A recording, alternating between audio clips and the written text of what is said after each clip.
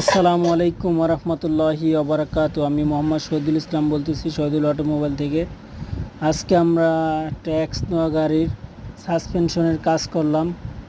তো গাড়ি মনে হইতো যে ভাঙ্গা চুইরা পুইরা যাইতেছে, গডর মডর গাড়ি বাবলিং করতো। তো সব মিলে এই সমস্যা। এটা হলো সাসপেনশনের পুরো বান। স্টার্টিং বক্সের অবস্থা খারাপ, রিং ডট, তারপরে ডি বুশ, হ্যাঙ্গার বুশ সব মিলিয়ে বলছেন একেল টায়ার সবই অবস্থা, করুণ অবস্থা। সব মোটামুটি অনেক টাকার কাজ ছিল। তো অল্পর ভিতরে কাজ করে দিলাম।